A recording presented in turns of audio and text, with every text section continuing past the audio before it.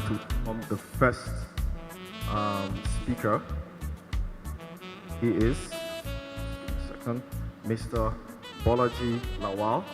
Mr. Bolaji Lawal is an executive director at Guarantee Trust Bank PLC. He's the head digital banking at Guarantee Trust Bank PLC, one of the most innovative banks in Nigeria today. Well, welcome, sir.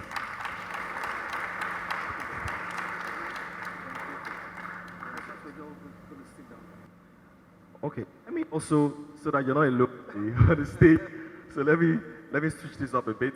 Let me welcome the second guest we have here, second we have today, by the name of Mr. Anyedi Udo Obong. He is the program manager, developer Echo System for Sub-Saharan Africa at Google. Is he here? I know I saw him already. Okay, so let me just move to the next person. We also have here with us Tokwe Omotolani. Tokwe Omotolani is the co-founder of Farm Crowdy, one of the most innovative companies in Nigeria in the last 2 years. I'm sure you've all heard of Crowdy. Very welcome. Please come on stage.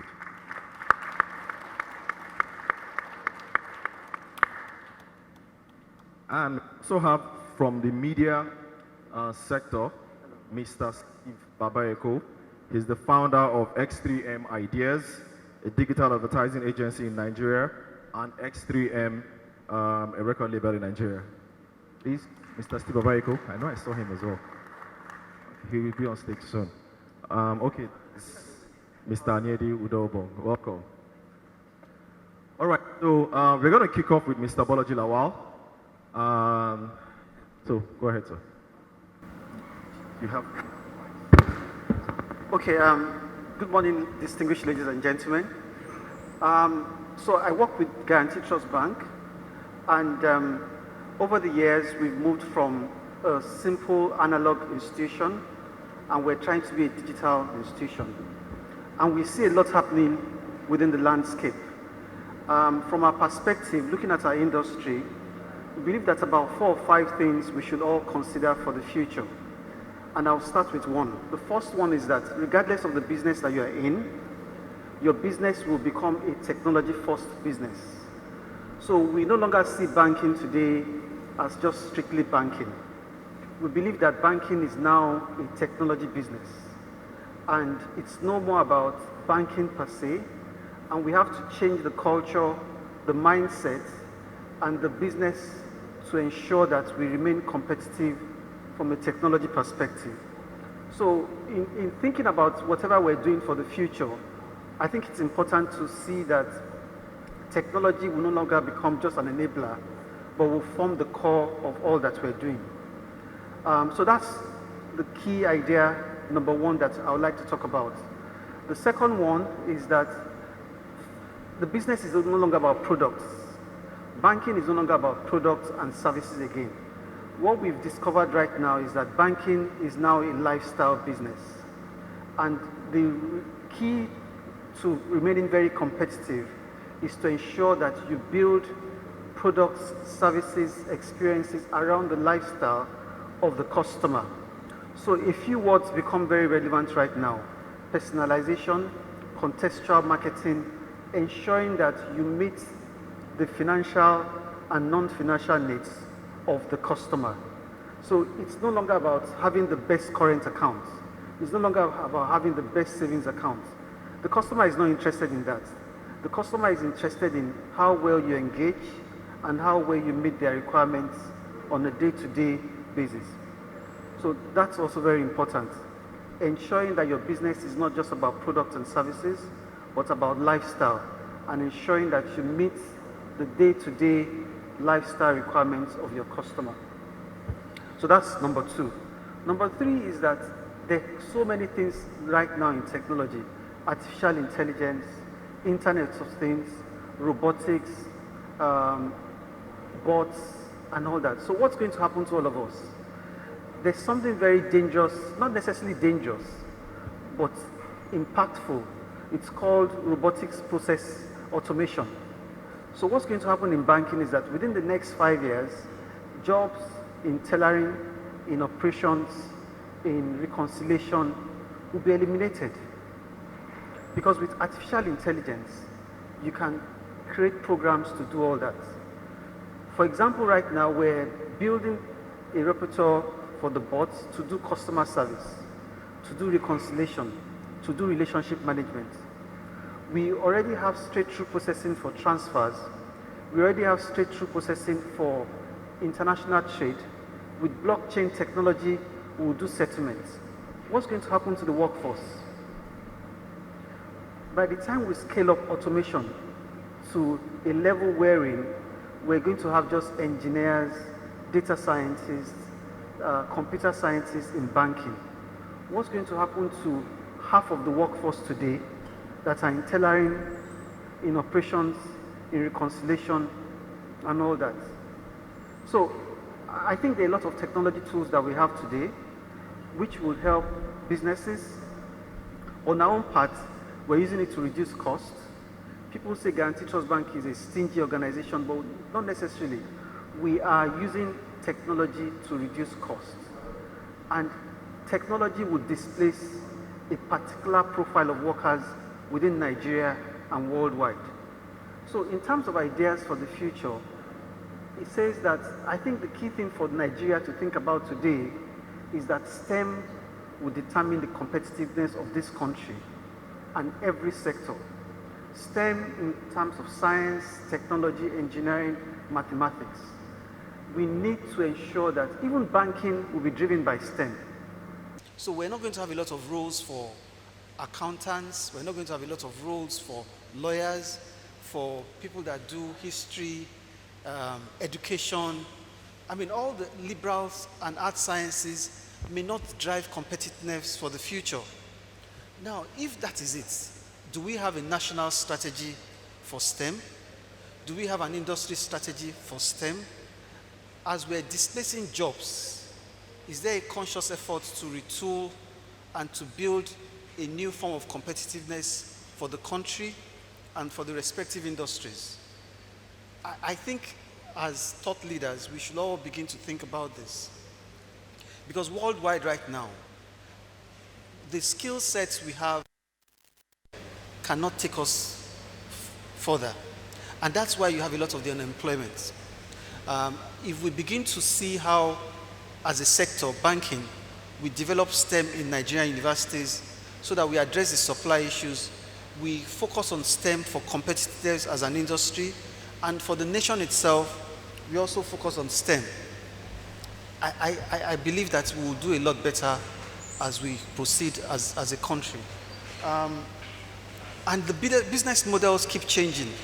So let's look at Guarantee Trust Bank over 15 years. The best we achieved with the physical branch was probably like 5 million customers. 15 years, opening branches, 5 million customers. And suddenly over the past 5 years, we've doubled our customer base. We're now at 13, 14 million customers. And what we've done is that we've been able to create a digital platform to engage the customer, to serve the customer, to open accounts, and to create exponential growth. So the analog way of doing business can only give you linear growth. The digital way of doing business will drive exponential growth. So the business model has now changed. So we're now going to be a digital platform. We're going to operate the ecosystem model, wherein we'll serve customers digitally. And I believe that most businesses here, if you have to remain competitive for the future, you must begin to think about having a digital platform to serve customers. Now think of it, why should a 2-man or 3-man business like Linda Ikeji compete with Daily Times, compete with Punch, compete with This Day in terms of advertising revenue? It's because of the concept of digital.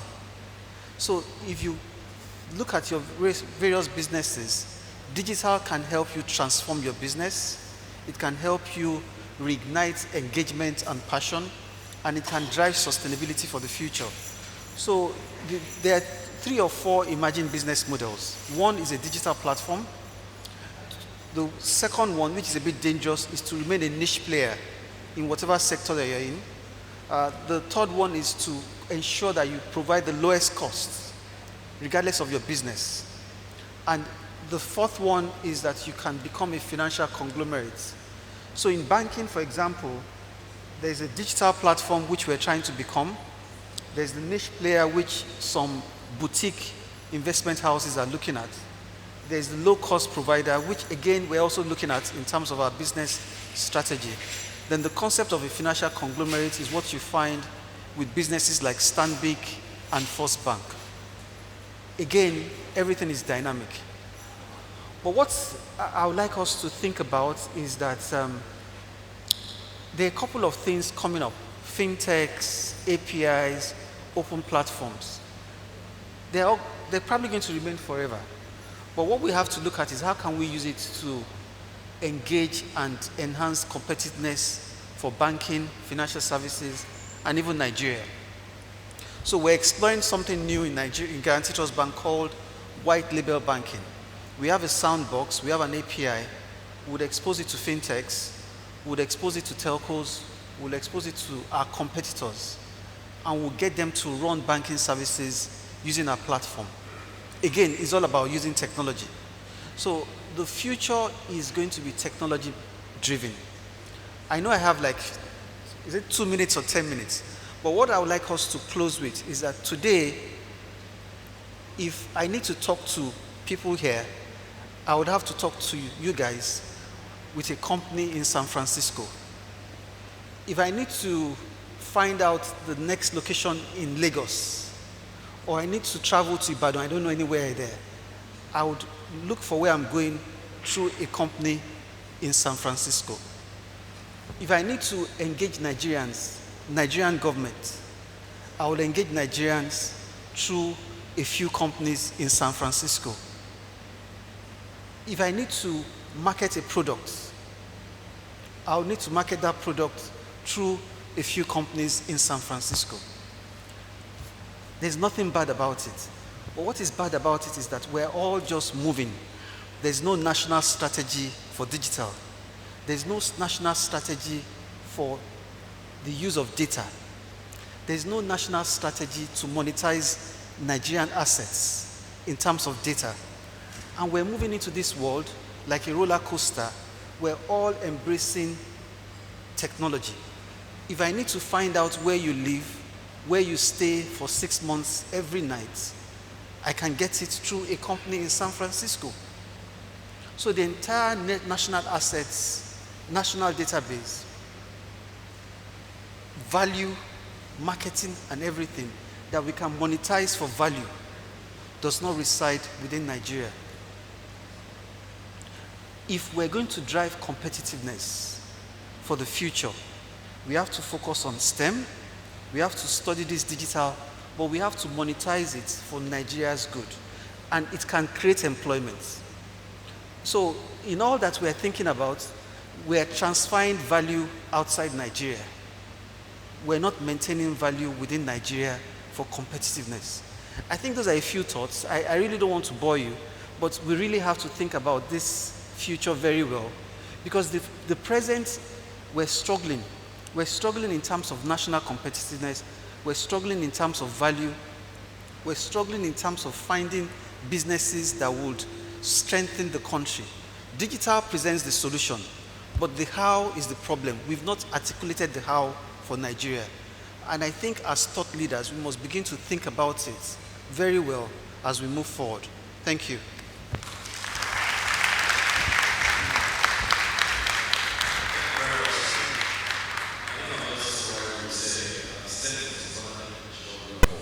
Science, technology, engineering, and math. And so it's no wonder that India is basically leading the world in terms of science, technology, engineering, and math. If you look at Microsoft and Google, it's basically run by Indians. So this morning when we read in the news that the government told us that by 2022, that 26% of our budget on education. I don't know if you can wait, and maybe we are at 7% spending of our budget on education. So the next speaker will be Dr. Matanade. You ready? Oh, are you ready? Okay, let's go. Who is on speak? Okay. Hello.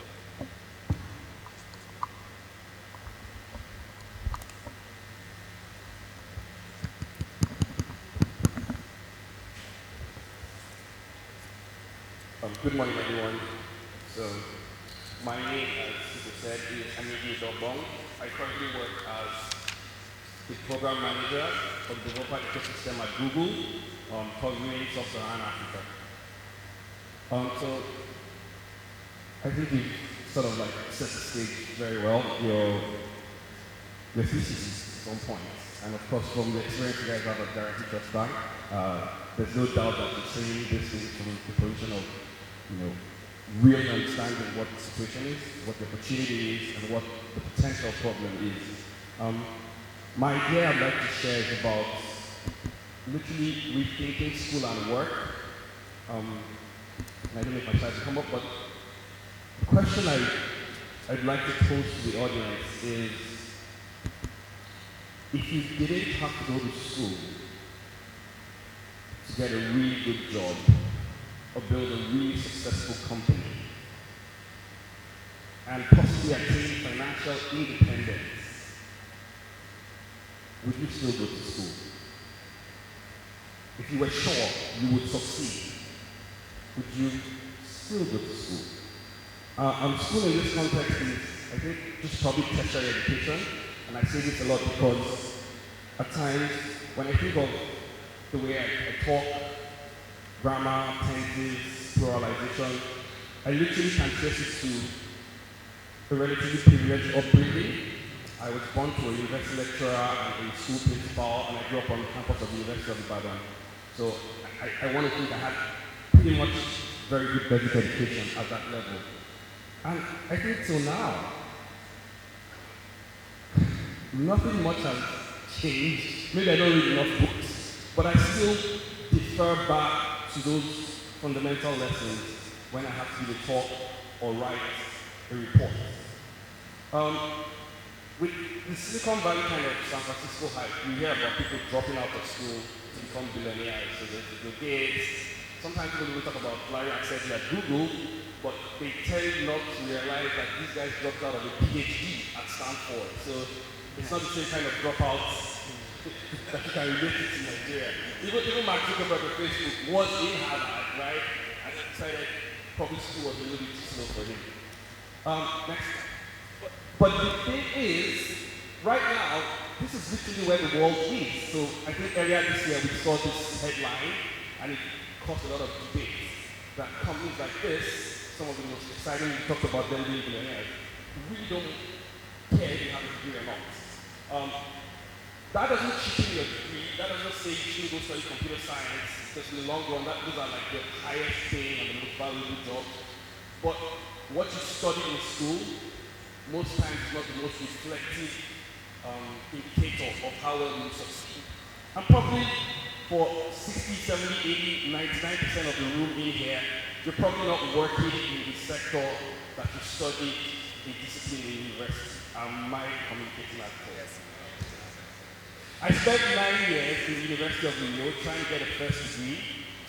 Eventually, so that's partly my fault. Eventually did get the degree, and at the time I graduated, I had a second class lower, I was trying to get into the oil industry, so I needed a 2-1, I needed to be under 25 years old. I failed on those 2 counts.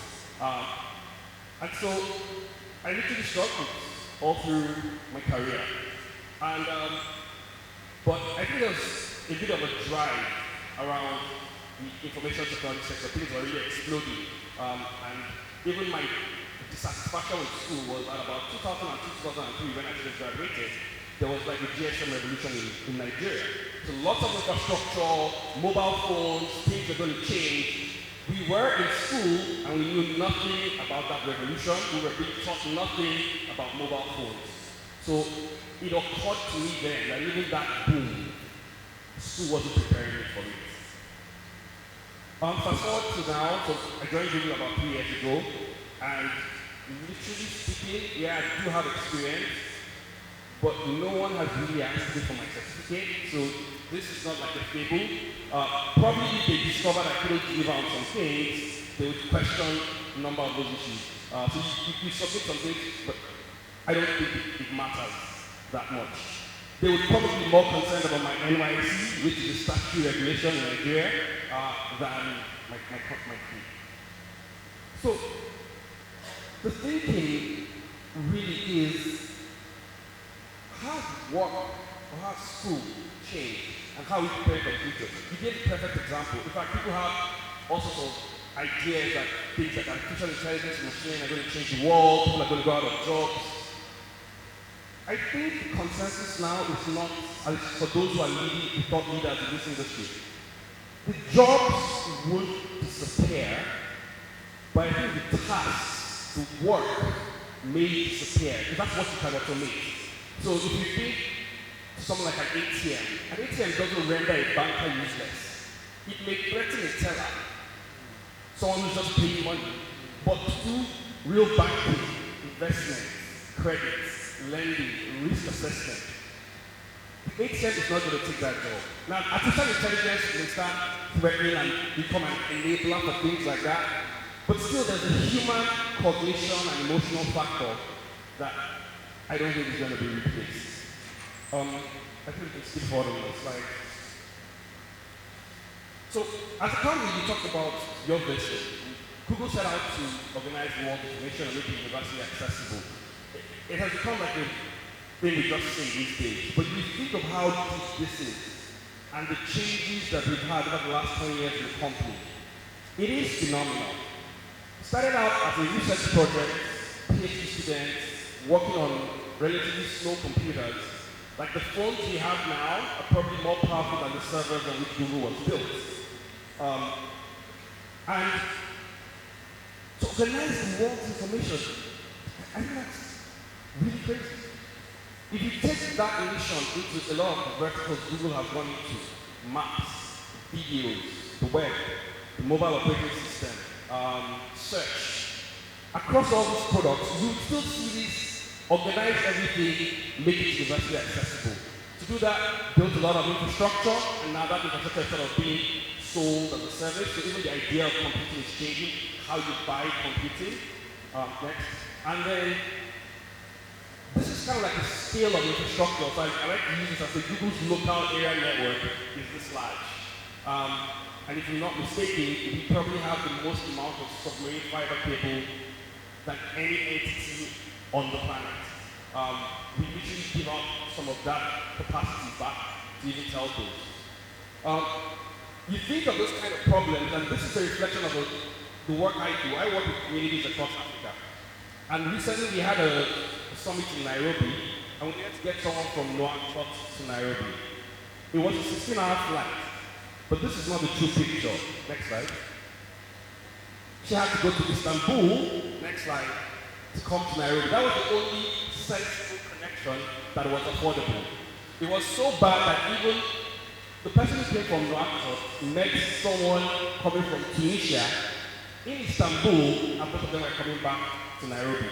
So the difficulty and the scale of the problems that we encounter are now at a level that where tools, development like you said, probably show some signs of being the only ones to provide solutions to poverty, climate change, geographic diversity, and in the context of Africa, translation, 2,000 languages. Think of the fact that at some point you need an international computer science driver's license to use a computer, to compute, and to do things. And I talked about the shift. Even as a company, we moved from a desktop to a mobile-first company. And that was huge. Trying to make all that information available when you just bring out your phone and you type a search. And now with things like voice recognition, natural language processing, image cognition, where you say you don't even need to talk, or you can say it in your language, and we'll use AI to sort that out. Next slide, I'll just quickly go through this so that I can, all right? Now we've gone further and said we're moving from a mobile first to an AI first. This is the vision set by the company. A tectonic shift happened when we moved from a desktop first company to a mobile first company. We were lucky, visionary with Android, And now we're one of the companies that are leading this vision of an AI-first company.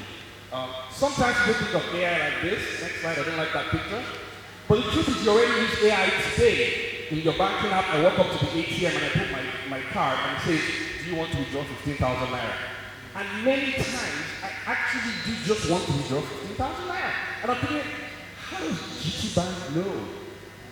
And besides the fanciful things you see like this, to say, one of the biggest opportunities for AI is in medicine. If you look at some of the progress we've had with things like diabetic retinopathy, and even like trying to find a cure for cancer, previously when you go to see a doctor, they analyze 4 or 5 points, temperature, your pulse, and they try to figure out what's wrong with you. Now, doctors are being empowered to take over 100,000 data points and even compare that with historic data for like 50 years. So yes, you're right, it does threaten like the radiologist and some kind of roles, but in real, I think it gives people more tools to do inference and to do the future.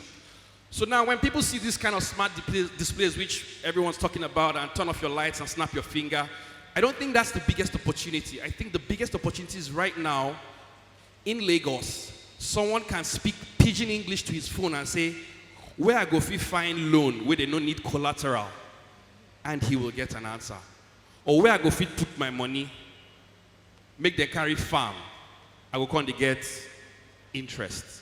So the barrier to entry to computing is no longer that you have to be able to read and write English, or like some of us, you have to type Mavis Beacon before.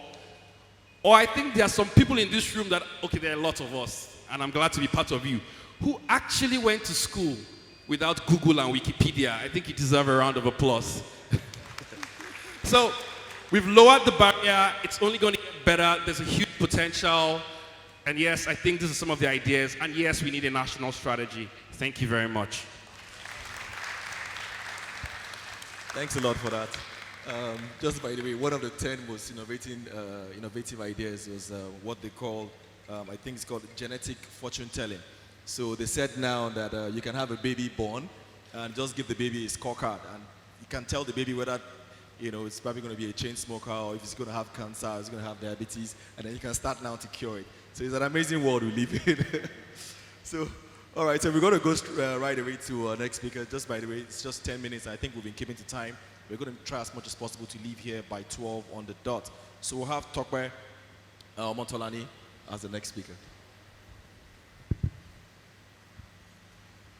Good morning, everyone. Let me first start by congratulating One Investment on your 10th year anniversary. Congratulations. Yeah, you deserve a round of applause. 10 years running a business in Nigeria is no jokes. So I'm going to start with the recent statistics that has been going around, that by 2050, the population of the world is going to be around 1.9 billion, and Africa is going to be around 2.2 billion. There's something peculiar to everyone in this place, whether you like it or not. We may not use the same body cream, we may not go to the same workplace, but there's something peculiar to all of us. We eat and we drink. So that means in 2050, we'll be faced with the challenge of feeding over 2.2 billion people in Africa and over 9.1 billion in Nigeria. Let me start by saying how I got into agriculture. You said something about so many of us were in fields where we didn't even go to school to study. I got into agriculture because I attend a church where every time I come for rehearsals or service, people will say to me, please, you live on the mainland, church is on the island, please help us buy pepper, help us buy tomatoes, help us buy this, help us buy that. So every time I go, I always have to charter a car because I had so much to buy and to give to people. Then I said, okay, it looks like this is a major problem that needs a solution. I decided to start a local market in Lekki where we gather market women from Yaba, Oyingbo, Mile 12, they bring all their goods, and we set up in Lekki for people in Lekki to be able to buy at a reasonable price. And from there, I started getting, it was a once a month project, but I started getting people saying to me, I can't wait till the end of the month. Can you shop for me and just deliver to the house? I started shopping and I was delivering to the houses, but I saw that the margins were not making sense because of the prices. So one day, I woke up and I thought, they keep saying food is really cheaper in the north. And my mom would talk about Jos when she was living in Jos, how they would buy tomatoes for this price and that price. So I woke up that morning and I said, okay, I need to go to Jos. I didn't know anybody in Jos. Entered the plane, got into Jos, went into their local market, and I saw tomatoes. I'm like, what? By the time I was asking them for the prices and all of that, it was like a dream. Because by the time you get to Mile 12, they are selling the same basket to you at maybe 15K, but you are seeing the same basket in that same market for maybe like 5,000. And I'm like, what's the distance between Mile 12 and Jos? So I decided to go into their farming communities, met with some farmers, and before I knew what was going on, I was so moved by the tomatoes I saw. I called my friends in Lagos and I said, you know what? If you have 200K, borrow me 100K. I gathered money and I was able to gather over, I think, 1.5 million. Called my malam in Mile 12 that I buy tomatoes from, and I said, Alaji, I have tomatoes. And the guy said, oh, I will buy. I didn't bother to ask him what to buy, how to buy. I just bought. Loaded the truck, and they told me in about 12 hours or 13 hours, your truck should arrive in Mile 12. So I went to the airport, took the next flight, came into Lagos, went to Mile 12 to wait for my truck. 15 hours, 20 hours, 25 hours, my truck didn't get to Mile 12. Eventually, the truck came, and by the time we opened up the tomatoes, like 50% was gone because it was bad. It was already watery and all of that. So we loaded it. I was still excited. Okay, I think I need to just learn what to do, what to buy, how to buy, and all of that. I started it. By the time I traveled to other states to bring in food stuff, I got my fingers seriously burnt. It was not making sense. Then I thought, okay, how can I have control? Because you get to the market, in the village, you call the malams and they tell you, oh, the basket of tomatoes is now 10,000. So you buy. By the time your truck gets to Mile 12, they tell you the same basket is now 5,000 or 6,000. There was no price stability. So who in their right mind will want to go into that kind of business where you cannot make projections and you're half of the time correct? So I thought, okay, I needed to have control. So what I did was gathered some of my friends, spoke to some of the farmers I met in Jos, and I said, you can do better than what you're doing right now. Your yield can be better, your crop can be better. I don't mind financing 2 hectares of your project. I'll put together friends who finance your project. So we financed this guy on a 2-hectare tomato farm, and I was in Lagos. Farmer was in Jos, so I would just call to ask him, how are you doing? How's the farm? He would say it's okay. So it was time to harvest, so I went there to bring in the harvest to Lagos. And lo and behold, farmer married a new wife. Half of the farm was not there. The guy told me he had a pest disease and he didn't know what to do. So I lost a lot of money in the process. So I was about giving up on this whole my agriculture, helping people, feeding, making food cheap, career. And I thought, let me go and look for a career that I can easily make money from. So I spoke to a friend, Oyinka Akuma, who is the CEO of Farm Crowdy. And he said to me, we cannot all keep running from this because it's a problem that needs solution. And that was how Farm Crowdy started, where we thought the problems that were encountered on this journey was, number one, there are farmers out there that do not have access to quality input. How can we get quality input? Interestingly, I cannot walk into a GT bank as a farmer and request for a loan to work on my 1-hectare project. Because by the time they slam me with the interest rate, I'm just going to walk away. So there are a lot of farmers that want to grow these crops, but they don't know they don't have access to funds. They don't have access to quality input, you know. Unfortunately, we are still in a space where you see some places in the world where they are growing maize and they are achieving 10 tons per hectare. But in Nigeria, are still struggling to achieve maybe 2 tons. So we decided to come up with farm crowding. Farm crowding became the platform between the farmers and the everyday Nigerians. The government kept on saying agriculture is the new way, but a lot of people didn't know how to get into it. And we thought the best way to bring this forward was to bring agriculture, to marry technology and agriculture together. Now, the platform is like a crowdfunding platform where an everyday Nigerian can go on the platform, pick maybe rice, maize, soya, cassava, or poultry farm, and decide to sponsor a farmer in Jos or in Kaduna, in Enugu, or in any part of Nigeria. Now, once we get that money together, we use the money to get all the input that the farmer needs to work on the farmland. In my own case, I gave my money to the farmer. We learned not to give money to farmers.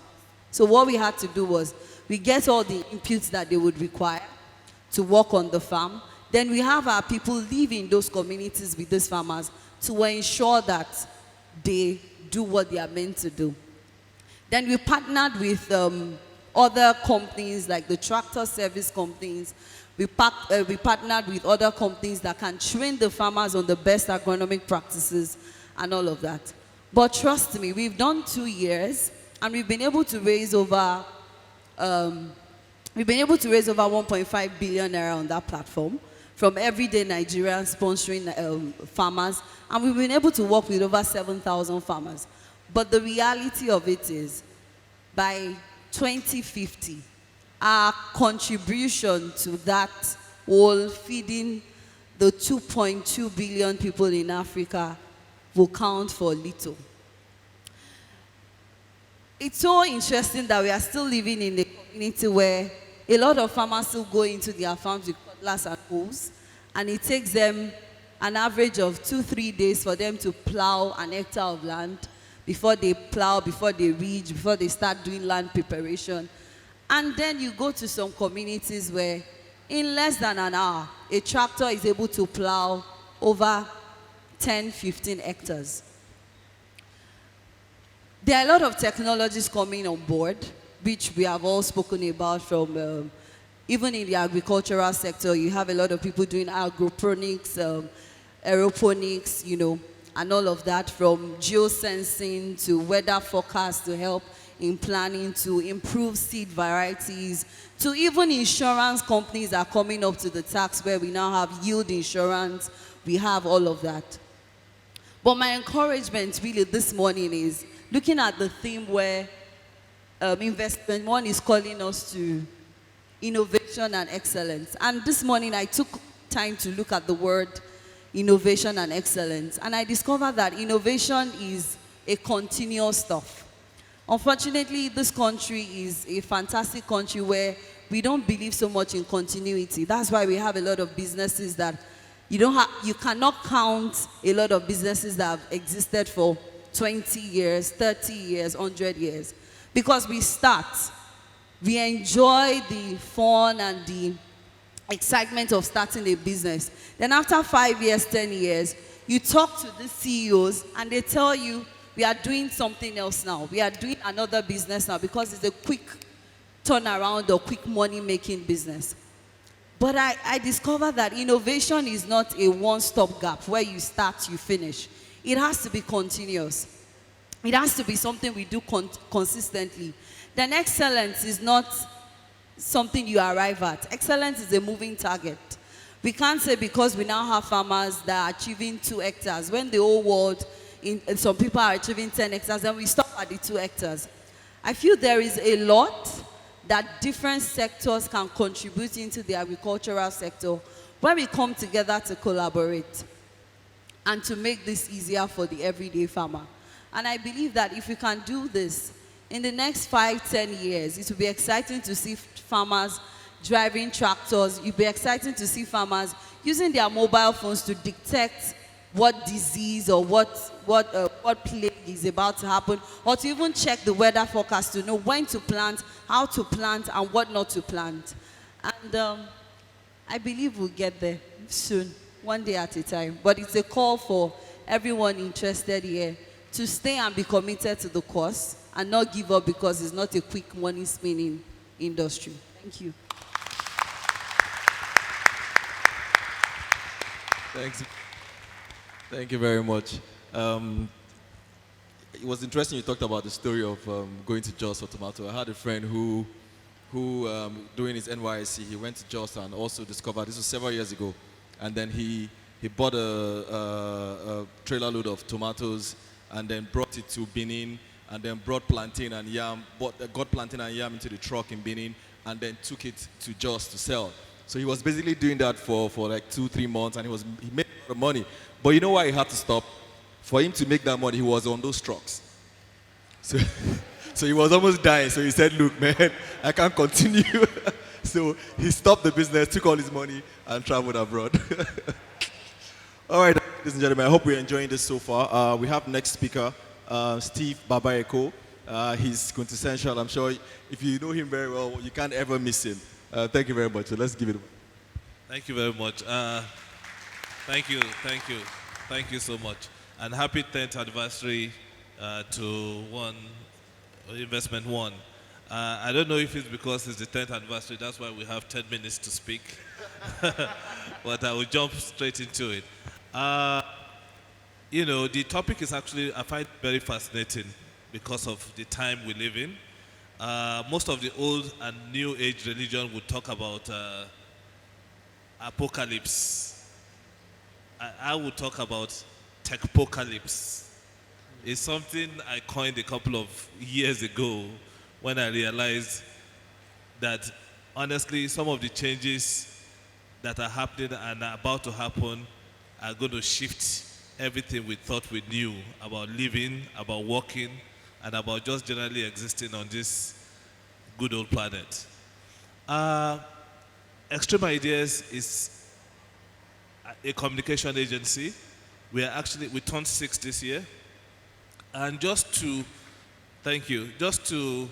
ginger ourselves, thank you very much. Thank you very much. Just remind ourselves of the time we're living in. We pulled a stunt on the country when we turned 6 this year, August. We wanted to remind people about the need to innovate. It's either you innovate or you die. So we wanted to tell a story, and how do we capture the imagination of this very busy populace of Nigeria? We went all the way to China, and we imported some parts of a dinosaur that was actually built. They were constructed, just the head and the hands. So we imported them. Don't ask me how we brought them in, but somehow we got it in because we didn't need what we wanted to do. And then we planted it somewhere. And then through social media, we started seeding the story without branding it. So once the story broke and places like Instablog Nigeria put it up, of course the comments started to come. Oh yes, the world is coming to an end. Can you see? Now they've discovered dinosaur in Nigeria. I hope some people will not steal it and use it to make ritual money. All kinds of comments that we found fascinating until we finally unveiled the fact that it's extreme behind it, and it's either you innovate or you die. I think that really taught us, that encapsulates the lesson of the topic we're about to speak on today. I said techpocalypse because there are so many things affecting the media space. We have a leg in marketing communication. We also have own extreme music, which has Simi and Praise on the label. So if you look at what's been happening within all of those spaces, you see that everything that the gentleman from GTB has spoken about and my guy from Google I can't even begin to rehash some of those things. Those are the reality, and those technological advancements are disrupting every sphere of our operation. Let's take artificial intelligence, for instance. I mean, in terms of like buying media today, how are you able to crunch all of the media, huge media data, all of the big data that every time maybe he goes somewhere and you eat shawarma and you post on Instagram or Facebook or Twitter to say, oh, I just ate the best shawarma in Ikoyi, you are leaving data footprint. Those are sawdust of data that we're littering everywhere. You need analytics that can collate those data, because people talk about big data, but big data on its own is useless. It's being able to sanitize all of those data and make them usable. That's the essence. So that's what artificial intelligence and machine learning can help us do. And if it comes to the art, the space of art and music, now they are even creating artificial intelligence programs that can even compose music.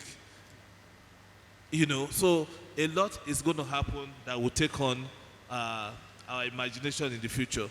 Virtual reality is also another big one.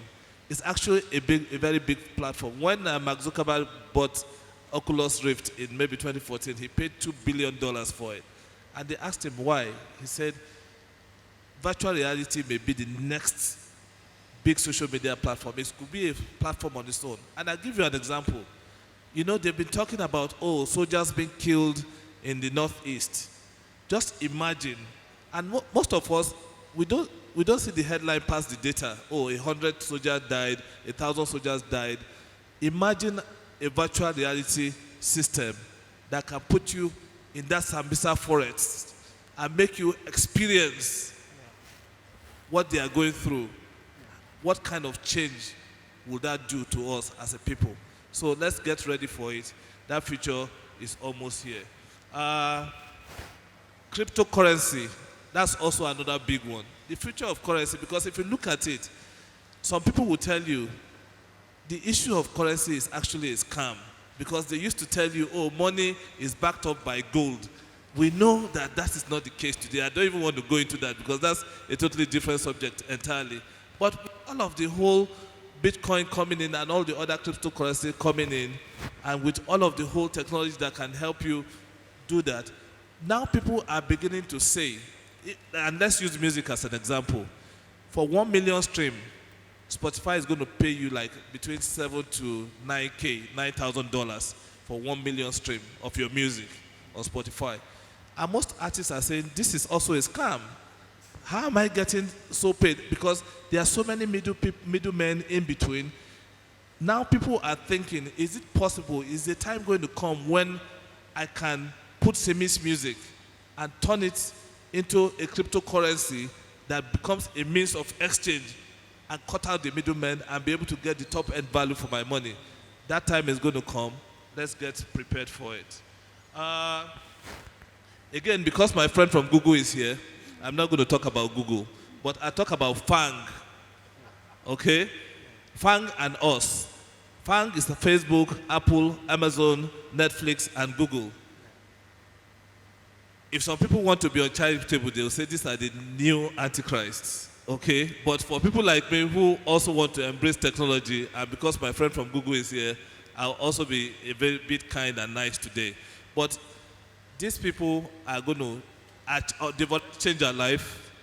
They are already changing our lives, and they are going to even do more in the future. Imagine the biggest country or the most advanced country in the world, the United States of America.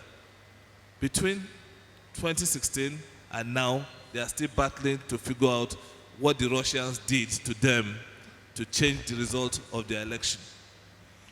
Because bots from Russia just kept on posting messages targeting different demography, saying you had images of Hillary Clinton painted as the devil, and then between the devil and Jesus Christ, who do you want to win this election? So they were using all of those to target the evangelicals and some of those demography. So they have so much power. And for us in advertising, the biggest agencies in the world today are Facebook and Google, period. I mean, if you are running advertising, you're just doing it for the nickel and dime. These are the guys screaming off the top. So they are what we call frenemies. So, yeah, they are your friends when they want to be, and they are your enemies. Wearables. Wearables is going to determine a lot of what we do. Already we do that. I mean, I yeah, your Fitbit, all of those things, but it's going to get even more advanced. Is there going to be a time when, like for your medical records, something that can store it and whatever, all the nanotechnologies for medicine and everything, all of those things are going to really come to play in the future of media and how we read it. Next slide, please. IoT. Media is going to be more ubiquitous than it is today. When your refrigerator, your cooker, everything is hooked up to that platform, you can from your office say, okay, please, let me switch on the television exactly for my children by 9 p.m. so that they can watch this certain program that I know will help them in their homework. You can say, okay, look, for the refrigerator, I want it at a certain temperature because I'm bringing in a visitor. And through all of those platforms, clients can hit you with messages. You see, because we are all connected. So that's going to happen as well. But most importantly, on the human front, is social responsibility. Clients, brands, individuals will be held more accountable because we live in a world where there are no more secrets. Harvey Weinstein was the most powerful man in Hollywood until like a couple of months ago. Now he's in jail because of some people, some women he had molested. You see people resigning from big tech companies now saying, oh, they don't protect women enough. In protest, we are quitting these jobs. So it means that since we are all open, we live in this open society where you really can't hide much. If I was a fraud and he introduced me, I know there's no shortage of people who probably had gone on Google to check, who is this Steve Babaiko fellow?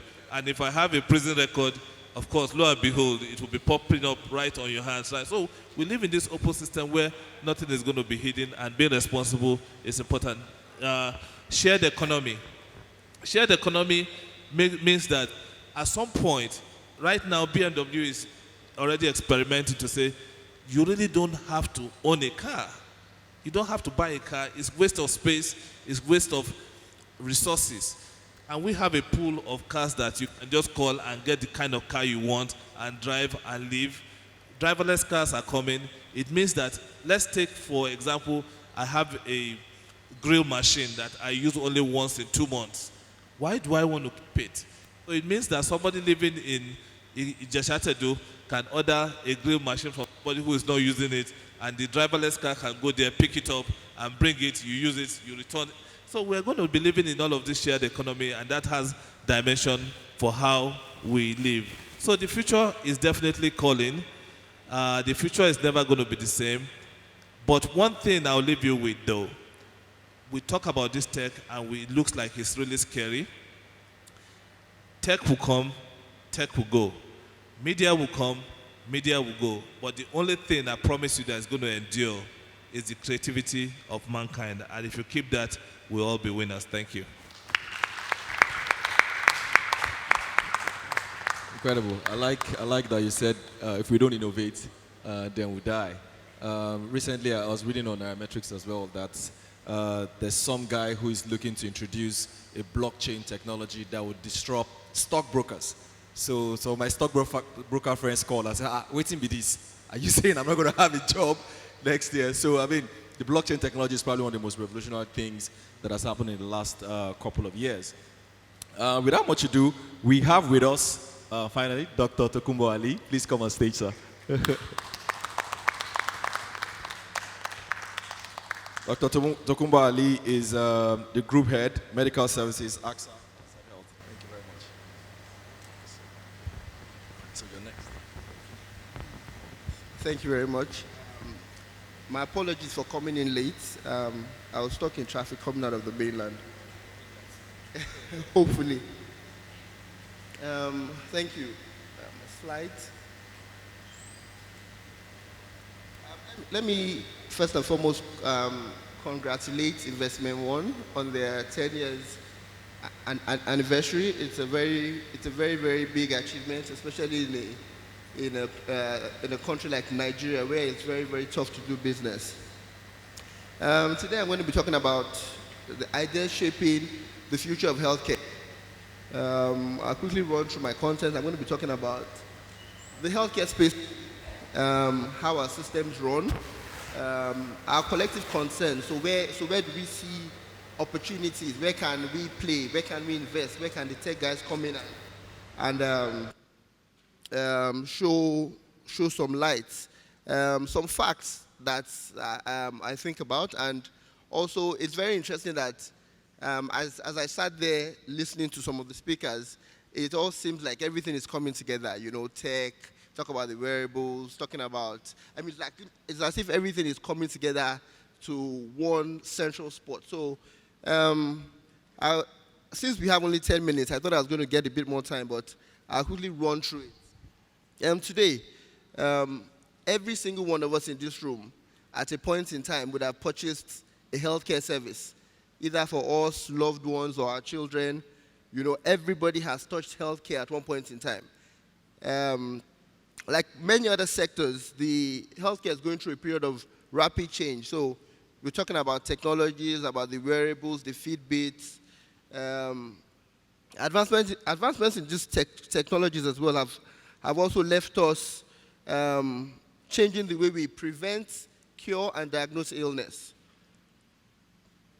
The present healthcare system globally tells us that we're moving into a space where you have a lot of chronic diseases. So we have situations where we're diagnosing a lot of hypertension, a lot of diabetes, asthma, and things like that. So we're slowly moving into a world where we're going to be living with these diseases for a very long time. The funny or the sad part of it is that it's almost looking as if there's not going to be any doctors left in Nigeria. Between 2017 and today, over 3,000 doctors have left the shores of Nigeria. So who exactly are the doctors that are going to take care of the rest of us left over here? The WHO recommends that for a population, you should have one doctor to 600 people, 600 patients in that country. Today in Nigeria, you have a doctor to about 12,000 people. So we have that depth. We have issues regarding how we are going to manage the healthcare of our people. So how do we manage the healthcare needs of the population? To be honest, the future of healthcare has to be digital. We have to figure out digital ways in which we can affect the lives of people and provide healthcare for our aging population. So I'll quickly run to the healthcare system of today. How does it work today? There's increased demand for healthcare services. Our ability to diagnose healthcare issues have even made us live longer lives. Despite the advancements in this diagnosis, our healthcare system is still reactive in nature. There's asymmetry of information between the doctor and the patient. So most times, we go to the hospital, we're not sure. The doctor just says, we need to run this test, we need to do all of that. Okay, we've done the test, and this is what you need to use. The patients are not very sure why they're running the test, or even why they have been given the certain medication. Today, when you go to the hospital, they'll file everything about your medical records sits with the hospital. So you don't have a chance to have access to your medical records. You can't even move those medical records. Last week, a patient wanted to get her medical records from the hospital, and the hospital said the records belong to them. So until she paid 30,000 naira or something, they were not going to give her own records, you know, and that is totally unacceptable from where we sit. Patients can only get care today at the physician's office. So you're not feeling too well, you have to get up from your office or your home, the comfort, and go to the hospital to access care. So this is the present situation today. The systems are essentially brick and mortar. It was designed for the healthcare practitioners to attend to cases at present at the hospital. So we're now thinking, what is the future?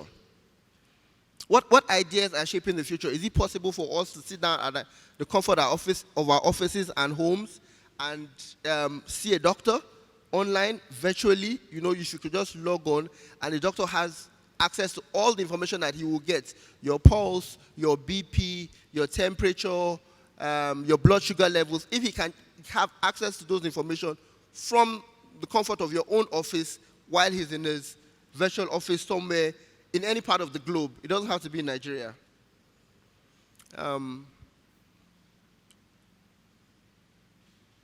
So again, the concerns, the costs are rising.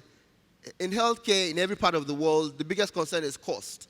So anybody who wants to innovate has to start by thinking, how do we manage cost? How do we bring down the cost of providing care? Patient satisfaction index is reducing as a result of increased demand from the patient. So the patients know more. You know, there's Google, there's everything. The patient is feeling a particular symptom. They go on Google and they first check what these symptoms are before they go to the hospital, and eventually would argue with the doctor and demand more from the doctor. There's difficulty in accessing care in developing countries. We don't have enough doctors in Nigeria. Hospitals are folding up. You know, people don't have access. Those are even in the urban areas. If you now talk about the rural areas, they don't even have access to primary health care center. It's a really tough one for us today. Quality is very difficult to measure. There's so many issues around quality of care. I'm sure everybody here would have had a bad experience or another in a Nigerian hospital. Equipments we have, they're so expensive and they're obsolete. Increased medical errors and avoidable harm to patients. We're seeing this happen day in, day out. To maintain the facilities we have today, the huge hospitals that were built in the 70s, we find that they have a lot of difficulties maintaining them because of cost. I talked about data issues. If you're going from one hospital to the other, you can't carry your files, so there's fragmented data, and again, lack of collaboration amongst the providers. So changing consumer behaviors and expectations. So I tried to list out all the concerns that we have, and my next slide talk about the opportunities. So where do we see technology coming in? Where do we see innovation coming in the healthcare space that can help us to solve most of these issues? Today, I'm sure 60 to 70% of the people in this room are either wearing a Fitbit or an Apple Watch or something which is able to take your healthcare data. And we also find that consumers are willing to share this data. So for example, on my AXA Mansard health plan today, we give most of our clients a Fitbit. And if you download our app, all the information on that Fitbit, your pulse rates, how many kilometers you've walked, can actually track onto that app, and we're able to monitor you. With massive investments in technology, most of these concerns, I believe, would be history. We've talked about big data, data analytics. I was reading an article the other day which said that even in the US, right, we have the health insurers, the hospitals, and everybody, they don't utilize 30% of the data that they have. You know, we have so much data at our beck and call, but we're not drilling the data. People say that data is the next oil, you know. Come to talk of a place like Nigeria, where we have so much data. For me alone, as AXA Mansard Health, taking care of over 300,000 people in Nigeria today, I have so much data to the last drop of paracetamol tablet that anybody who is on my plan goes to the hospital. There's so much that we can do with data, and it's definitely anybody who is interested in big data and advanced analytics would definitely have a role to play going forward in the future of healthcare.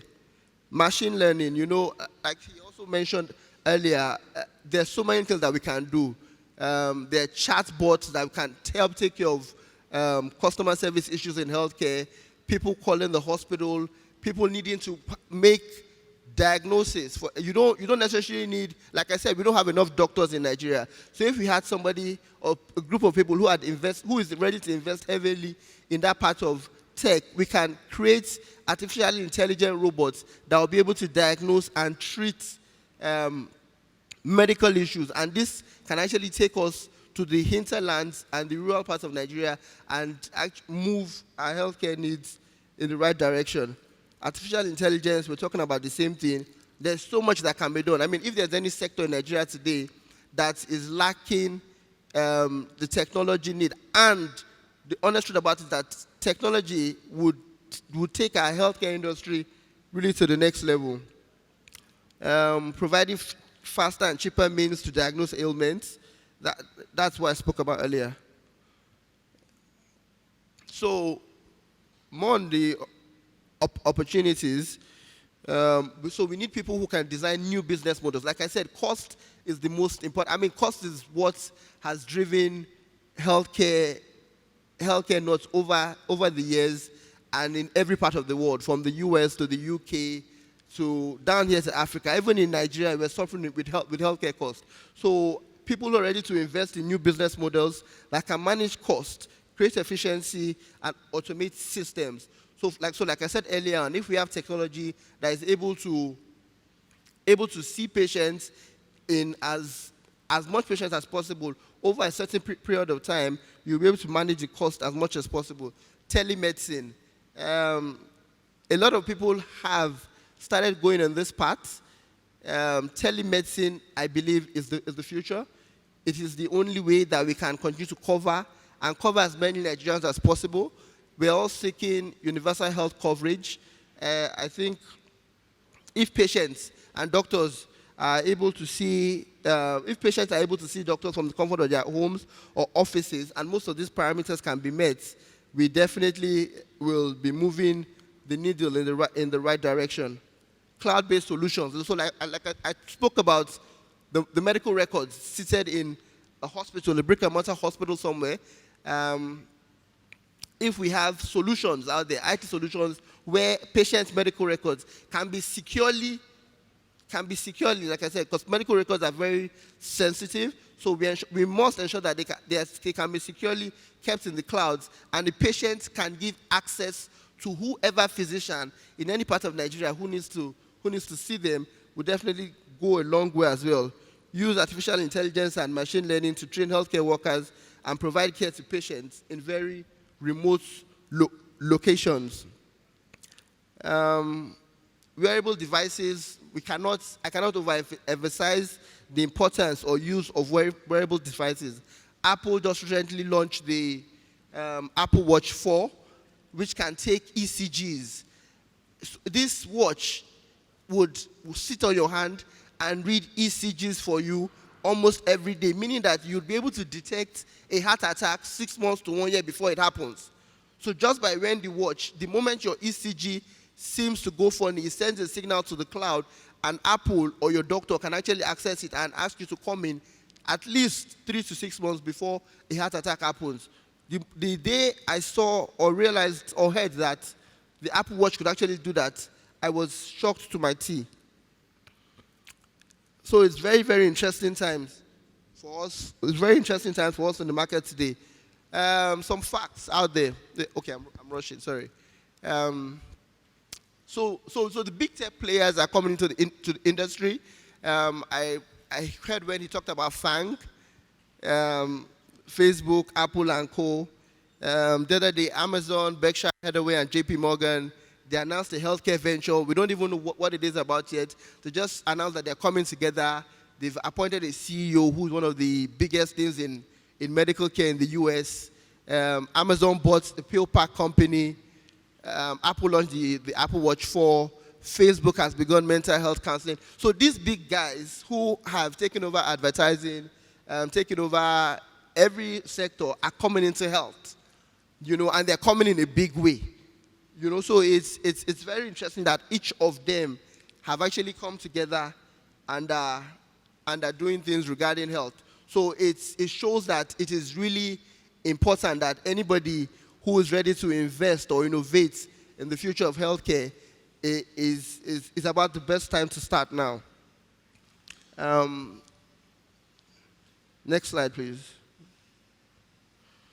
So some examples. I said let me put together some examples of ideas that are taking out the industry today. Wearables. I just thought about the easiest one. Like I said, everybody here is wearing some sort of device. If it's a smartwatch or one of the armbands, today they can measure your gait. So on these devices can tell if you have a headache. They can measure ECGs, EKGs. They can even detect your glucose level. So today, if you're diabetic, you can wear devices that can measure the glucose level, your glucose level in your blood. They can detect stress levels. Some of these devices actually monitor your sleep, your activity and all of that. Telemedicine, I didn't want to use any particular example because I have a lot of colleagues who have delved into telemedicine and have different apps, so I wasn't going to advertise for anybody today, but telemedicine has the potential to improve diagnosis and treatment by making it easier for patients to get access to specialists. So for example, specialists can sit down somewhere in Lagos and be treating a patient in Kafanchan or something, and the patient will actually get care. So to telemedicine alone, if gotten right in Nigeria, has the capacity to move the needle of life expectancy. Today in Nigeria, life expectancy still stands at about 52 years, while Ghana is already at 68 or something. So there's a lot we can do in healthcare. We have the worst maternal mortality numbers in the world today. I think we're the second worst. And we're in dire need of help. And to be honest, I strongly believe that technology is the solution and the way forward. There's something called a vital patch. It's a small patch that people can wear. This patch can actually do your ECGs, check your heart rates, your respiratory rates, your skin temperature. Everything here is essentially what you would go in and do in a hospital before you see your doctor. So when this patch, sitting in the comfort of your home or your office, the doctor can actually see you virtually, Skype or something. He has all the information, does what he needs to do, and he moves on. There's something called Mirror. It's a robot dog today. It's supposed to take care of the elderly and people who are cognitively impaired. So it's there with you. It reminds you when you need to take your medication. It does so much, so much. Novartis and Google have actually come up with a contact lens. So if for example, everybody here who's wearing glasses, you can actually wear a contact lens that will tell your blood sugar levels. It will correct your vision and also tell your blood sugar level. So it will prevent things like people going into diabetic emergencies, diabetic ketoacidosis, and things like that. And my last example is this Amplify MySight. It's a tablet that has a sensor. So for example, you take this tablet and it goes into your system and it actually sends signals to your phone. So your phone is able to know when you have taken your tablet. Your phone uploads this information to the cloud or your database, and your doctors or your primary care physician are able to monitor that you have used your tablets at every point in time. So if you miss your tablets for 2 days or something, your primary care physician is able to actually call you and say you did not use your tablet. And this particular device has been approved by the FDA in the US. So in the US, the Federal Food and Drug Administration has approved the use of this drug that is able to send sensors once it goes into your system. So there's a lot going on out there, and they're really, really interesting times. For me, the future of healthcare is tech all the way. For anybody who is ready to invest in technology that has to do with healthcare, especially in the healthcare industry, the space is huge. The opportunities are a lot. And I would suggest that people look in this direction. Thank you very much. Thank you very much, Dr. Ali. Interesting, we are talking about privacy and all. There's also one new technology that is up now, funded by, powered by, I think, JP Morgan. So if you're one of those who, when you go online and they ask you for your date of birth and you cringe a little bit, I heard there's a new technology now that you don't need to tell them your date of birth. So once you go online, they somehow know your date of birth. Same thing if you want to apply for a loan, I don't need to tell you how much I have in my bank, sir. You just know somehow without actually doing my account balance. So it's an incredible world. All right, I think we've had an amazing time so far. Just to recap, we've had Mr. Bolaji Lawal. He's an executive director in Guaranty Trust Bank and head digital banking at the bank. We've also had Ms. Tokpe Omotolani. She's a co-founder at Farm Crowdy. And then we've also had here Mr. Anyedi Udobong. He's the program manager at Google. And then we'll have my very good friend, Oga Steve Babayeko. He's the founder and CEO of Extreme. And then, of course, we'll have Dr. Tokumba Ali of AXA Mansard. I hope I got it right. All right, so we're now going into the Q&A. We're slightly out of time. We're going to try and make this as quickly as possible. reversing Hi, good evening. Habib Jafar from Apple and Pers. You know, what I'm saying is not mostly a question as much as an observation. The gentleman from Google, he has posed an interesting question when he said, would you go to university knowing that that degree will not help you with your career, or it doesn't matter? In fact, I'm sure he said this bearing in mind the leaders of Microsoft, the founders of Microsoft, Apple, Facebook have not finished university.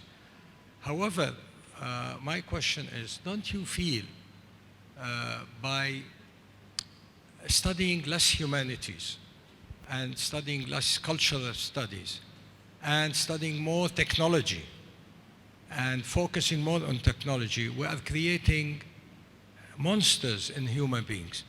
Because really, people are becoming very isolated, they are becoming very neurotic, and the human touch is losing place.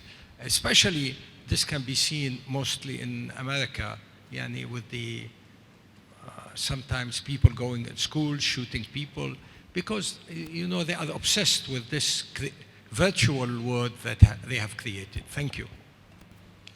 Okay. I will try to paraphrase your question or your observation, and correct me if I'm wrong.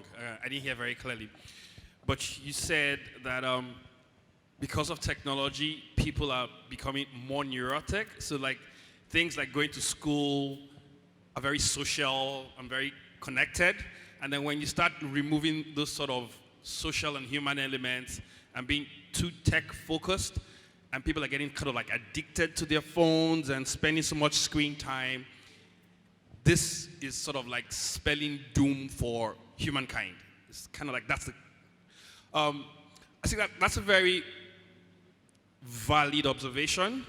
And I think from company point of view, technology leader point of view, there's a lot of consciousness about digital well-being. In fact, it is one of the most important topics when companies that want to stay in business for a while, because if your reputation continues getting hit as either a company that is building an addictive product or you are trying to rope your people in, eventually people will drop you. So one of the things we've done with, I think like this is the Android phone, I think with Android P, which is Android 9, there's a digital well-being facility that actually shows you your screen time. Because the first way to combat some of those things is information. There have been a lot of statistics that have been thrown around that say we unlock our phones 150 times a day. That was even like 2 or 3 years ago when I first heard that at a Mobile World West Africa or so. I think that number is about 200 and something right now. But on the Android phone, I don't want to share mine. If you go to the digital well-being, I found out one morning, I was out of the country, a bit jet lagged. I woke up and at 4 a.m., I checked my digital well-being dashboard and had been on Twitter for 2.5 hours without knowing, just scrolling.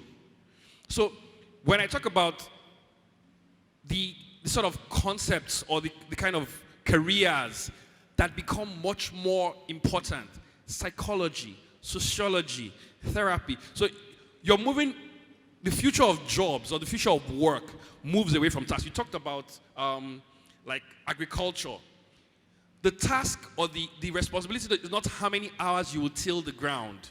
You need to do more productive things. So from a skill set point of view, from an intervention point of view, first of all, there's a burden of responsibility on us, and we've accepted it. We've led a lot of thoughts around it, even around the AI and destructive. If you check Google's AI principles, we opened and published our principles and said, hold us to this. And there were a few issues that actually made that happen. And now we've made a commitment where anyone can come back to us and say, you said you wouldn't do this with AI. You're going to do AI for good.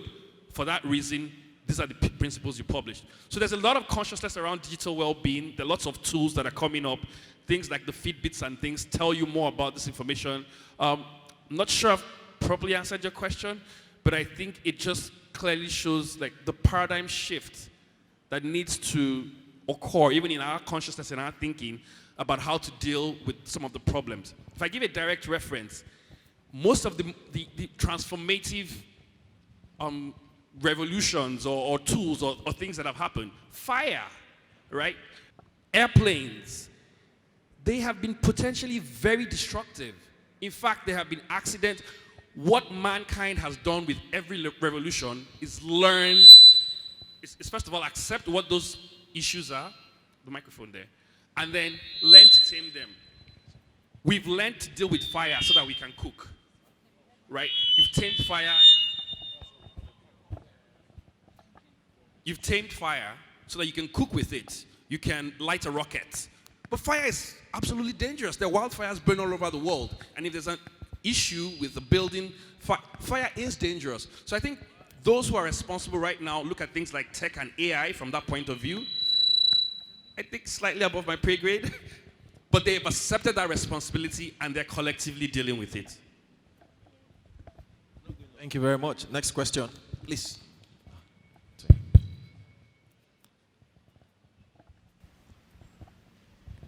My name is Bayo Adenubi. I'm now on my own.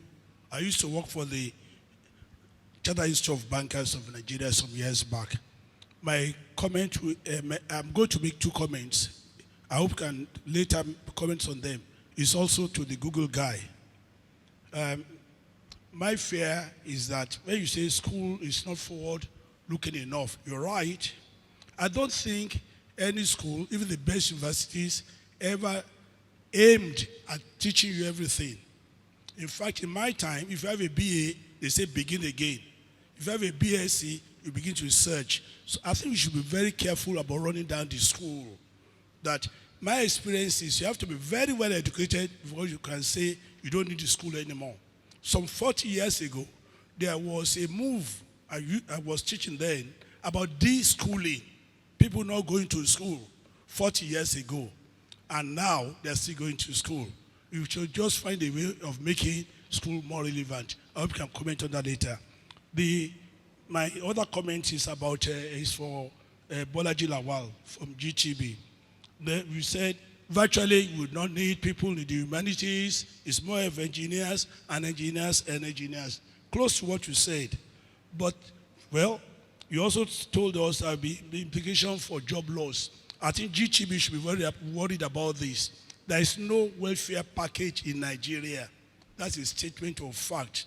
And I don't think you are going to have universities teaching only, what should be really relevant in the world of work.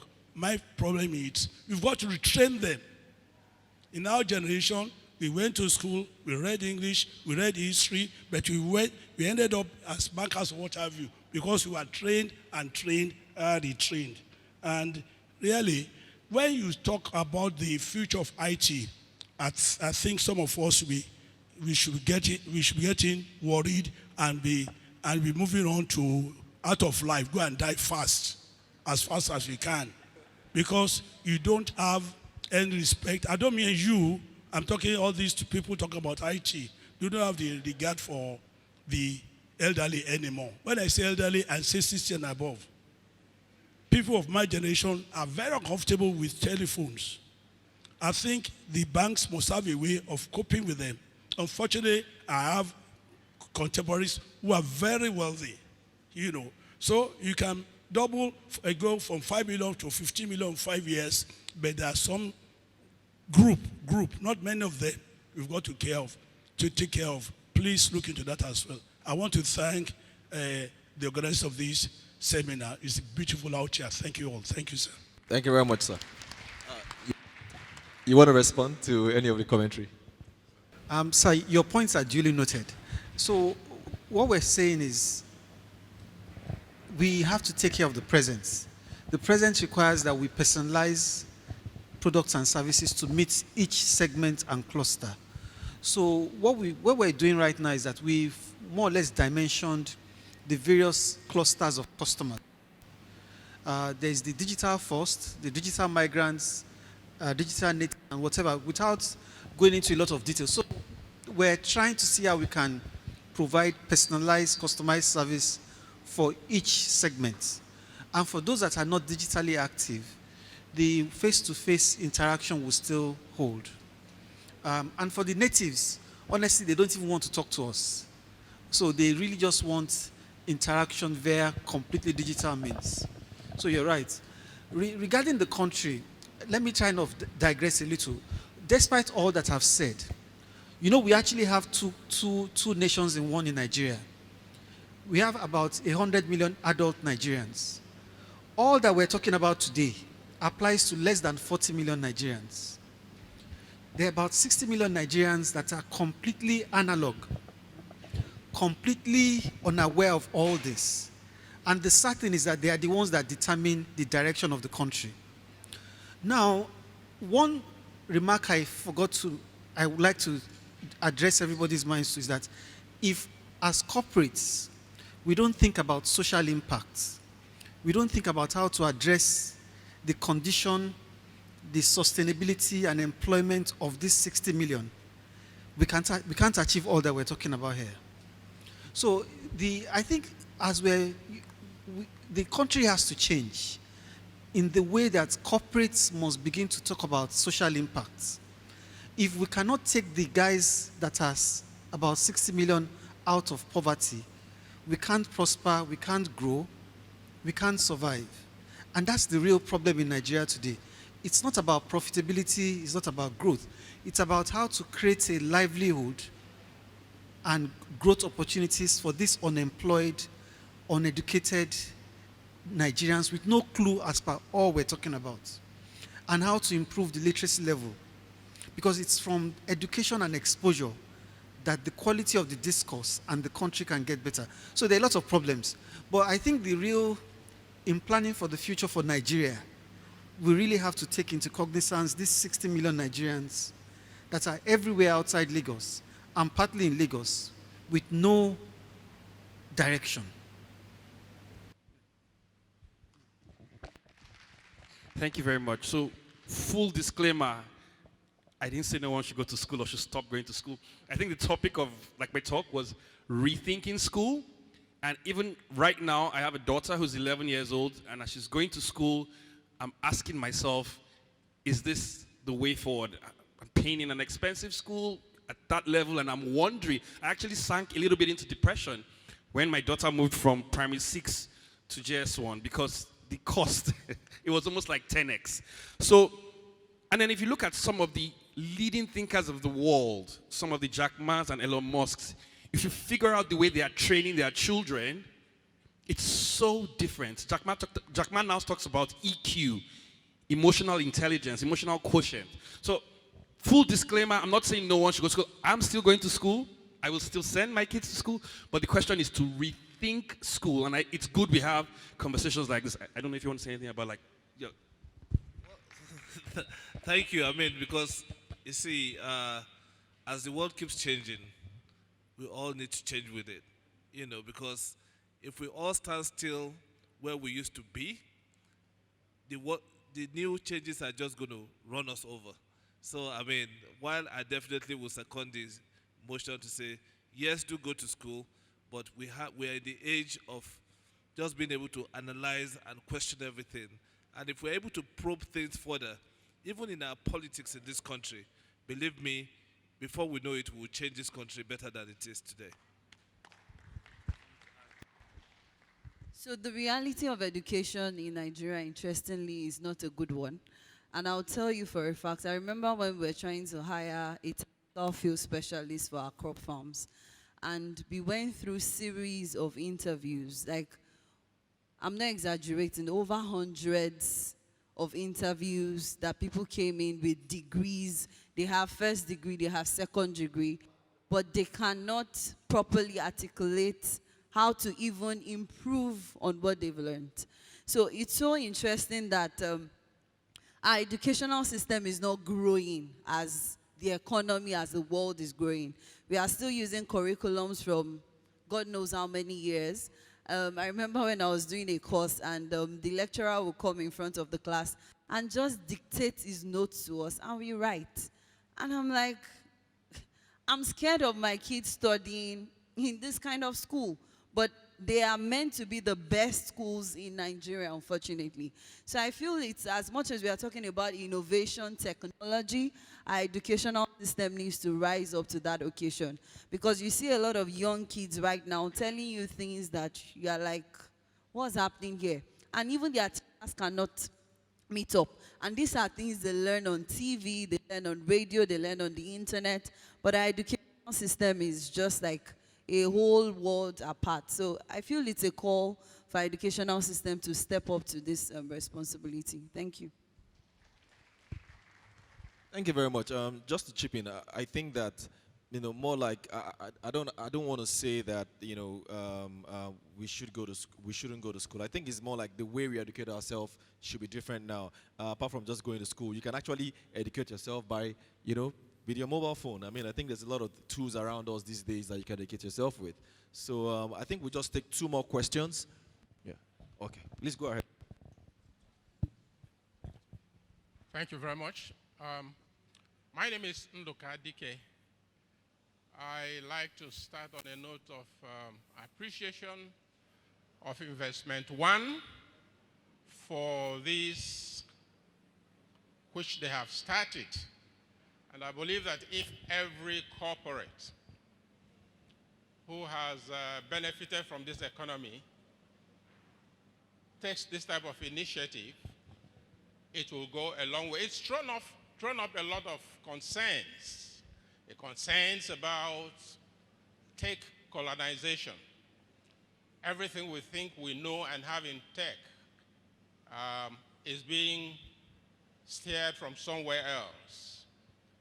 There have been a lot of issues raised, but the question is how many people really understand and are in tune with this. By the time America finishes with going to the sun in 7 years' time, you know, 3 months ago, they sent, Parker solar probe to 3 million miles of the sun. By the time it's done, it's 7 years round and comes back. I'm sure a lot of things are going to change. Already, information and data are coming. How is this nation positioning itself for the fallouts of these very ambitious endeavors by the countries that have been ruling in technology? I like to suggest that the least that Investment One, GTB, and the rest of them can do is to create platforms like this, very much for younger people and for the catchment groups, the relevant catchment groups in Nigeria, so that they get aware of this. Blockchain technology has been around for a couple of years. How many people know about it? Not to talk of the other ones. And so we'll do well to use whatever stewardship of influence we can muster to create awareness, especially in the universities, or set up institutions where young people can come and acquire knowledge that will give them ideas for the future, so that we stop this reactionary tendency, wanting to catch up. A lot of young people, or indeed a lot of people, have cell phones, but not many know about the potentials and the facilities and the usabilities up to more than 10% of what it has. It's in content there. Thank you very much. Thank you very much. Any more questions? Okay, please. Question. The front here. Okay, the back. Okay, one there, and then we'll come back to you, sir. Good morning, everybody. My name is Peter. My own idea about Nigeria, Africa, is that we have not come to terms with the fact that we're human beings. And we are part of a persistent system. Persistent systems don't need strategy. They don't even work with strategy. And they're not optimal. It grows from the grassroots, from the periphery up. If we are waiting for strategy for Nigeria, I don't think we move forward. In fact, Microsoft, Amazon, Facebook. At the time they were coming up, they were just peripheral endeavors, tasks. In fact, sometimes maybe fun. Facebook wasn't started as a business. It was just interactions of friends. Okay, somebody said, we can monetize this, and we move on. We are human beings. What we need in Nigeria is education, not schooling. Schooling is for literacy. For you to get to know and share ideas from other cultures. But education is knowing that you are a free human being that has the liberty to use your brain. Creativity didn't start today. In fact, school as a part of human activity is just about 12,000 years or 14,000 years in ancient Sparta. In fact, by 1750s, there were still debates about why government should be involved in schooling. So what we are saying is this: if we understand who we are as a people and our roles in it, it is possible for us to move forward. We are in a system that there is nobody, no individual can transform the system. Technology cannot transform this country. What we need is a cultural shift. And cultural shift doesn't happen quickly. It builds up gradually. But it doesn't get built up when we're here talking. Fine. How many people will understand us? Innovation, innovation. In fact, if you wake up in the morning, before night, you would have innovated 5 times or 10. What you are doing in your house. Why are we not cooperating, talking to ourselves? Nigerians don't talk to themselves. Africans don't talk to themselves. They talk about themselves. That's my own observation. Because it's not even an observation. I'll try to weigh the position of Africa and other human beings. We were led into education. Social, cultural coercion is still our part of what we believe. We have not accepted what differentiates us from being animals and being human beings. Teaching is the only thing unique about human beings. But it's a very high fidelity task. I have to believe you before I can listen to you. Thank you. If I am coming and I'm saying, okay, I'm a PhD, I want to tell you this, it cannot work. The first example of how you can transform this country happened before 1900 in Calabar. I think we need to move on. Excuse me, sir. In Calabar, Nigeria, by a Scottish woman, Mary Celestion. That is the model. Thank you very much, sir. We are running out of time. Thank you very much. There's a round of applause for him. This is a question in last one here. Okay. Then after him, I will take from here and then we'll close. Thank you very much, speakers. I really enjoyed your talk on all the technology and development. And I also want to congratulate Investment One on its 10-year anniversary. My question is that all what we are talking about is digitization. But I think that it all rests on infrastructure. And we find that we have limited or decaying infrastructure. So how do we go about tackling that or going around that bottleneck? Thank you. Thank you very much. Let's take the second question as well so that we can just round up. Yeah, second question. Thank you very much. I'm Dr. Philip Idaiwo, and my question is directed at Ms. Tokwe. I hope I'm correct. Thank you. I attended the Nigerian Diaspora Investment Summit on Tuesday, and I was quite glued on and excited by the message from the Minister of Agriculture. He spoke quite a bit of all that was going on in the agricultural sector, the exciting possibilities. So listening to you naturally, got me attached to your statements. And I wondered how your work and the projects that you are involved in, how, first of all, they are linked to the government's agricultural activities, and how you are looking possibly to attract investments from Nigerians in the diaspora, because for us who live outside, we have a huge challenge, and some of them you mentioned.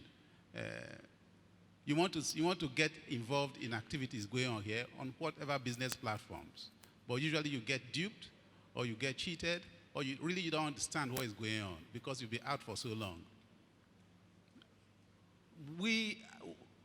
I'm going back to where I live, and the message I'm taking back is the place to put your money into is in agric in this country. That is the message I'm taking back to where I live. So I'm quite keen to hear from you how you intend to take a farm crowd, your group, to Nigerians who live outside. Thank you. All right, so the last two questions, the first one was about infrastructure. We've talked a lot about tech, so your question basically is that where is this infrastructure in Nigeria? And then his question was to you on how do you get diaspora Nigerians involved in farm credit? So who want to take the infrastructure one? I'll talk about infrastructure. Before I take your question, your face looks familiar though. The other man, I think you put it very well. The difference between education and school is very important, so people need to be educated. I think one of the biggest problems we have, and I was at an event 2 days ago, and James Agada, who's CEO of Computer Warehouse Group, talked about attitude. And the attitude is across board, from the way our institutions are governed, the way people are taught, and the way students even turn up to learn. Secondly, I think around even the education and schooling is the fact that sometimes vocational education, the education you get as an apprentice in a shop, is education, it's not school. And it's some of the most valuable and most important. I was speaking to someone who organizes TEDx Houston. He had a TEDx, and he said if he knew what he knew after the talk, that he would have been a carpenter. He wouldn't have studied process engineering, and he would have been the IKEA of Africa. He would have been the biggest and the best carpenter in the world because he has a tendency for design and building things. So I think the attitude and the concept of schooling. Finally, on that issue, and I think it's going to segue to you, we have two options. Is it that we can do nothing and complain that there's no infrastructure and we can just shout at the government, or a few corporate entities can do what they can. Investment One has done this today. We have maybe 200 people in the room. Who knows? Next year's event might have 2,000 people, might have 20,000 people, might have more decision makers in the room. So I think in terms of infrastructure, we really can't wait for infrastructure. We can't leapfrog infrastructure. We were quite lucky with the mobile phone and not having that. But we still need to build roads and build all those things. So there are a few opportunities, like with your phone, accessing information, learning things. If you think of the number of things your phone is replacing today, from the phone itself to your atlas, to your map, to your encyclopedia, you're beginning to have tools that can educate you, that can connect you to information and to services, that can help you sort out your medical issues or give you early warning. We hope that the government and the people who have the responsibility will play their part, but I think as individuals, as technology companies, we are also trying to play our part by sharing our ideas and putting them up for interrogation. All right. Okay, so to answer your question about Nigerians in diaspora, so Farm Crowdy is a platform that we built on technology. So with your mobile phone, if you download our mobile app, you can sit anywhere in the world and sponsor a farm and sponsor any farmer on our platform. All you have to do is download. Once you have your ATM card, with your ATM card, if you have a bank account, you can always click. It's like an e-commerce site. So once you go on the platform, you can sponsor as many units as you want, as many farmers as you want all over the world. Concerning Nigerians in diaspora, we try as much as possible to collaborate with communication agencies across the world. I remember in April, I was still in London, where we organized an event for Nigerians in diaspora in London. And we had a couple of people, turn up. So the platform is such that it can accommodate different people, Nigerians, even people that are not Nigerians now. It has a payment platform integrated to it. And also, once you sponsor a farm on Farm Crowdy, as a sponsor, you will get a monthly information on what is happening on your farm. From pictures to videos will be sent to you on a monthly basis. So you can see your farm, you can see the progress that is being made. You can even identify who your farmer is. You can put a face to who your farmer is. You can see that, oh, this month they planted, this month it's now in stage. They are weeding now, they applied fertilizer. So you can monitor your investment from there. And at the end of the farming cycle, you don't need to come to the office to collect the money. It's the same way you made payment on our platform. It's the same way we send back your investment, your sponsorship funds and your return on investment back to your bank account. 99.9% of our clients are clients that we have not seen face to face. And we've had people from Ghana, South Africa, America, Germany, London, transact on our platform. So I hope I was able to answer your question. So we look forward to you going on our platform, downloading the mobile app or going on our website, and sponsor as many as possible. The truth is there are platforms that are coming up in Nigeria now that can get everyday Nigerians involved in building Nigeria. I'm going to say something to what you said about infrastructure. Unfortunately, yes, I know it's the government's role to provide infrastructure. With that infrastructure, every idea that is spanning up can build on top of that and can make things happen. But unfortunately, we cannot wait. Because if we keep waiting, nothing would happen. What would keep happening, you see a lot of people just trooping out of the country to other countries that can make their life easier. Like he said in his presentation, a lot of doctors now are running to Canada to get a better life. It's not everybody that is patriotic and believes that, oh, I'm going to stay in Nigeria and make Nigeria great. Not all of us. But what we can do as individuals, as companies, as, people based in Nigeria is to try as much as possible. I remember when we started Farm Crowdy and everybody was like, oh, why not, partner with the government to get this started? But I remember we looked at it and we said everything that, in a way, that has a government involvement, people become skeptical about it. As a matter of fact, the first set of farmers we approached about the platform, the first question they asked us is, are you a government agency?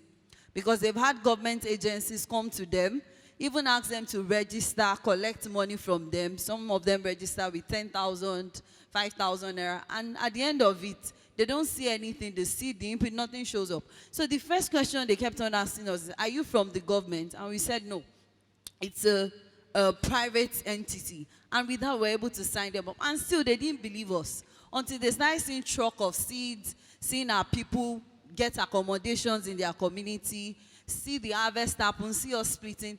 Then they thought, okay, so this is actually possible. And now getting a lot of attention from the government. The vice president was in our office. I think I like it that way, where we are in our own space, making things happen, and the government is looking at, okay, these are people that are creating disruptive change, and they are willing to sit down and see how we can partner.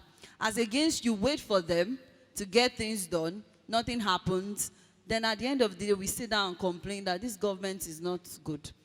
lastly, I'm going to round up on this. I keep saying to people that Nigeria is one of the best places to make it in life. Unfortunately, we have a lot of problems. And where there is problem, there is money. Because the more you see problems, the more, as long as you can come up with ideas or solutions that can solve that problem and you are creating value, what you get in exchange for value is money. So as many people that can stand up to that call and decide to start something in your space and make it excellent, make it innovative, make it something disruptive, before you know it, people will start coming to your, under your umbrella, and the government will have no choice than to play ball. Thank you.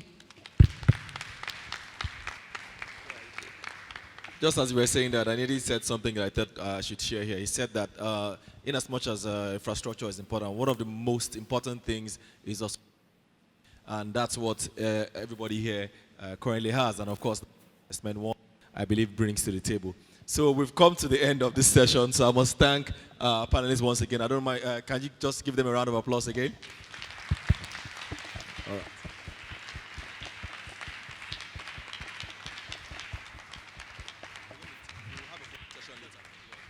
Yeah. So we'll have a photo session at the end. Let me use this opportunity to welcome the GMD, the host, the organizer of this, the chief organizer of this event, Nicholas Nyamali. Thank you very much, sir, to give us a closing remark.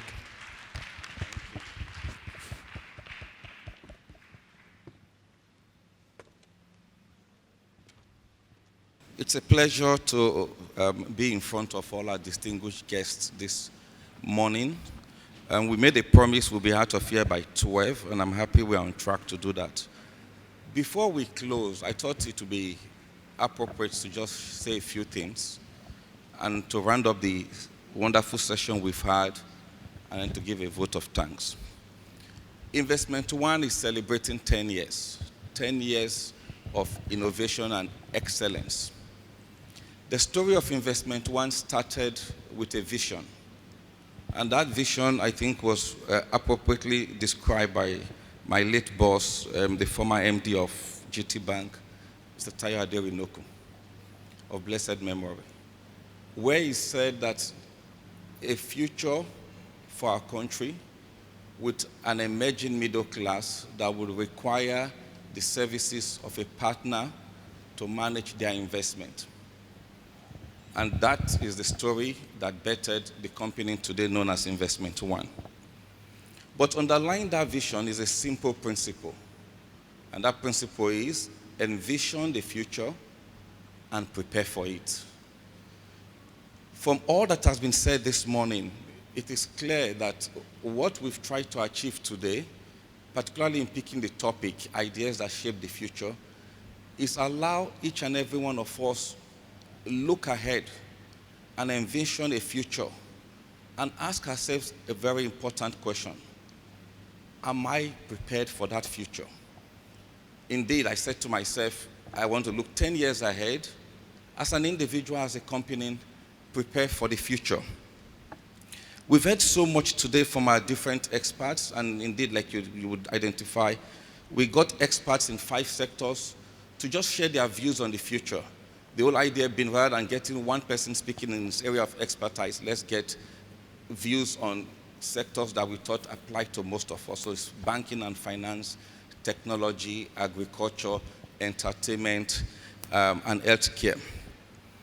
We've also had contributions from members of the audience.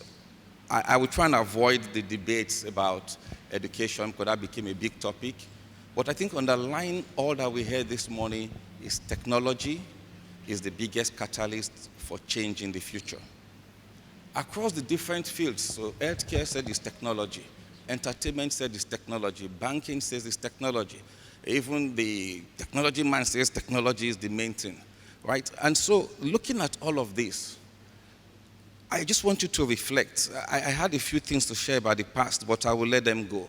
So things like, you remember in the days of bulk counting in the bank, you remember the days of Friday, you run to the bank to get money for the weekend. All of those have moved on. We've moved to a day where we put plastic in our pockets and we can do our banking anytime. but it's more about the future. Examples have been given. Permit me to share one that I read a few months back. It talked about a software, this is a test that was done in California. The software was developed, I think it spoke to artificial intelligence. And they got 5 legal experts in the field, gave them a pile of documents and asked them to review the documents and identify the legal issues. At the end of about 8 hours, 9 hours, they had done it. I think the best got 70% of the issues, and some found only 50. And these were the experts in that field. The same pack of information given to the computer, analyzed, 95% accurate, completed in less than 30 minutes. And the article closed with the following, that with this software, law firms no longer need to employ junior lawyers who will do the review for their bosses. And that got me thinking about the career of the future. Where would the jobs be? We've been told from banking, the tellers no longer, so those who used to count bulk cash, no longer exist in our banks today. The Google colleague of ours says where the jobs will change. I think it's true. He gave an example with healthcare. You no longer need a radiographer. Anybody studying with radiography, with apologies, your job is gone, because they've developed a software that will analyze your scans and give you a better result than the human can do. So where would the jobs of the future come from? What will happen to our lifestyles and our careers? We've seen changes in lifestyles. I can sit here and converse with anyone in London video real time. Our office meeting across 7 branches in the country conducted by video calls. We no longer need to travel from locations to attend meetings. So we're seeing changes coming up. And this is the question we have for you. As these changes happen, it is inevitable and it will lead to disruptions. For some, they will be on the lucky side. For others, maybe not. Are you financially prepared for that future if things do not turn out where you're on the lucky side? As you think about the future, our counsel to you as an investment house is reflect on what you've heard and prepare financially for the future. We speak to individuals and businesses, but this message also applies to our nation. The rise of electric vehicles tells us that fossil fuels, like we have in the country, it's on its way out. I met an individual from Bahrain. They've said we have enough gas for the next 100 years. But the focus of our government today is how to diversify our economy, because we know this is going to end before 100 years. So as a nation, are we thinking about changes coming in the future? So I want to close my remark with the question I've asked you. Are you financially prepared for the future and the inevitable change that would come? Investment One's vision and goal is to help you prepare for that future. From services in savings, in mutual funds, private banking, wealth management, stockbroking, structured finance, financial advisory, real estate and pension, we have a lot of services we offer, but the objective is the same, helping you prepare for your financial future and a future that would involve a lot of disruption. So as we depart, I would like to thank each of you for joining us this morning. From your precious time at work, you've left that to be with us. My thanks to those who joined but could not stay to the end. I would like to thank our speakers, Bolaji, Mr. Udo Bong, Tokpe, Tukumba Ali, and Steve Babaeko. We thank you for your time. And then for our moderator, Ugo, please thank you also for gracing our event today.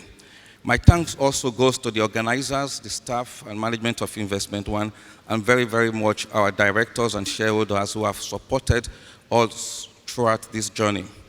As we leave, there's refreshment for us, but I wish you Godspeed as you return to your destination. I also use this opportunity to wish you, I know it's quite in advance, a Merry Christmas and a happy 2019. And then, but to also tell you to leave with the message for the day. Am I preparing for the future? Thank you very much and God bless you.